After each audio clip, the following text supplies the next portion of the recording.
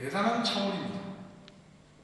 이걸 사랑한다는 것을 좋아한다는 것과 동일시할 때 여러 가지 문제가 발생한다고 생각합니다. 고양이가 쥐를 좋아한다.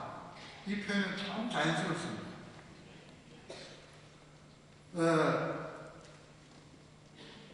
그렇지만 고양이가 쥐를 좋아한다는 것은 자기에게 덕이 되기 때문에 애용한다는 의미를 많이 담고 있습니다. 잡아먹을 수도 있고 팔 수도 있고.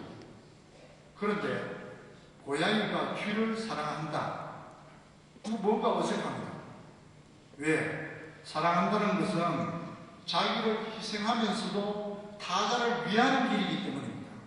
고양이가 쥐를 사랑한다고 하기 위해서는 배가 고파도 쥐를 잡아먹지 말아야 합니다. 배가 고파도 오늘 바오로 사도가 말씀하신 대로 참고 견디고 나중에는 죽을 수도 있어야 됩니다. 그때 비로소 사랑한다고 말할 수 있습니다. 좋아하는 것은 얼마든지 돈을 좋아한다. 이게 참 맞는 표현이죠. 그러나 돈을 사랑한다. 그게 가면 그때부터 돈의 노예가 됩니다.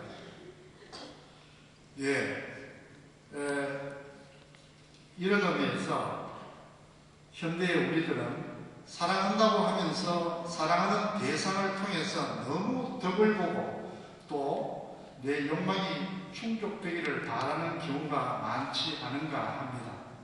이렇다면 우리는 아직 사랑하는 차원으로 들어서지 못한 것입니다. 그러나 인간은 사랑한다는 의미가 충족되는 만큼 생명을 얻어가는 존재입니다. 2008년도 5월달에 중국 서촨성에서 대지진이 일어난 것을 기억하실 것입니다. 수만 명이 죽었습니다. 2008년도에 세계적인 사건이었죠. 당시에 저는 특별한 제목의 기사를 한 신문을 보고 아주 저도 그 기사를 읽고 좀 울컥하였습니다. 그 기사의 제목이 10억의 중국을 울린 메시지. 그 기사를 보고 저는 역시 우리의 생명은 무엇을 묻고 또 살아가는 것인가 하는 것을 다시 한번 생각하게 되었습니다. 이런 내용입니다. 2008년 5월 12일 날 지진이 났는데 5월 13일 날 구조대원들이 어떤 무너진 집에 아주머니가 한 명 밖에서 깔려있다. 그래가지고 구조를 하러 갔습니다. 그런데 구조대원들이 가서 보니까 그 자매님이 이상한 자세로 죽어 계시던 겁니다. 무릎을 꿇고 양손을 머리에 대고 구부린 자세로 이렇게 있으면서 자기 허리로 온통 돌을 다 짊어지고 허리가 휘어져가지고 거의 땅에 닿을 만큼 이런 자세로 죽어 있는 거예요.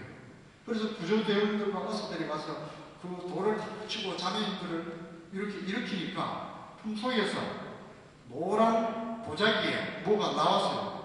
보니까 이제 100일 된 아기였습니다. 이거는 신문 기사에 나온 겁니다.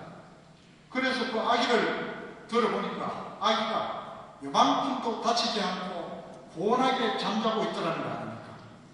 그러면서 휴대폰이 툭 떨어졌는데 휴대폰을 주워서 그 의사가 마치 휴대폰이 열려가지고 보니까 그 휴대폰에 사랑하는 아가야 엄마를 기억해 라는 젖먹이에게 남긴 엄마의 마지막 메시지가 그 휴대폰에 남아있었습니다.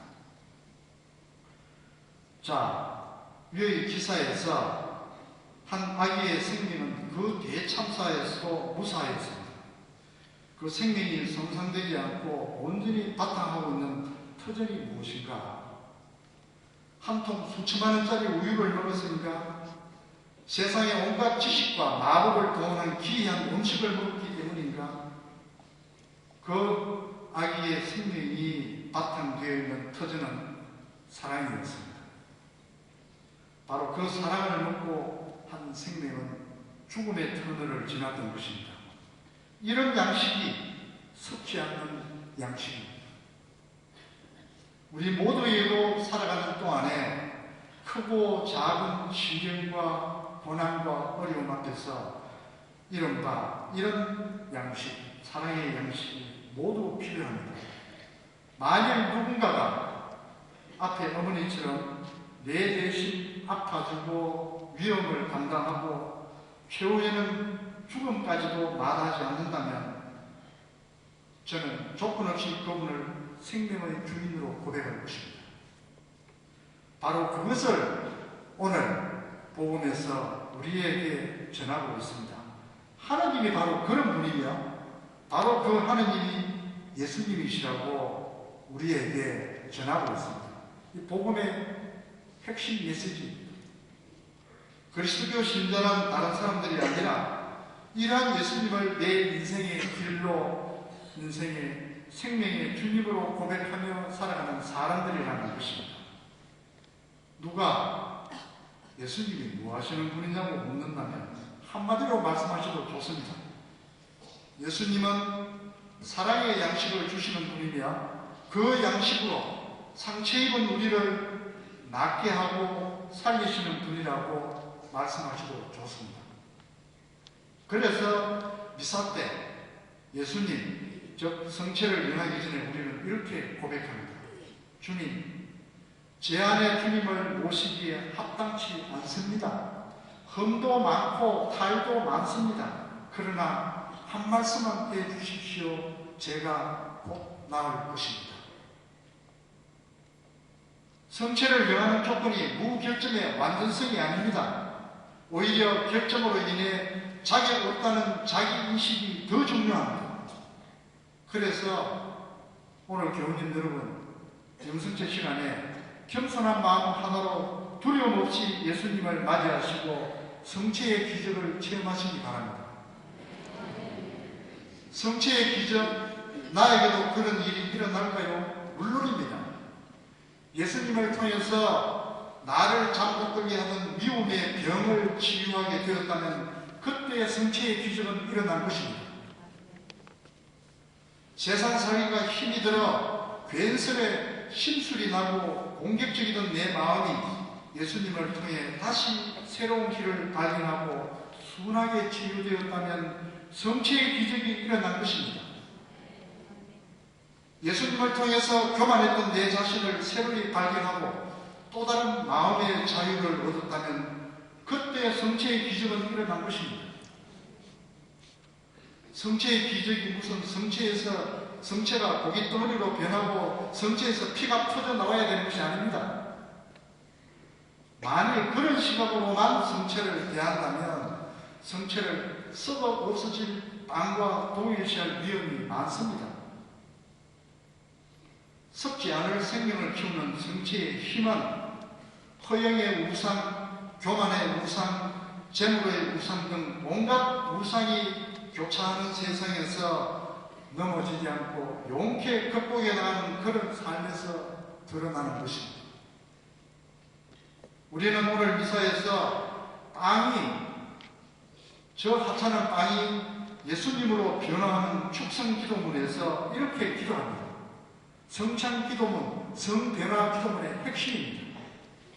복음 성경에서 이 기도문은 발표된 것입니다. 교회가 지어낸 것이 아닙니다.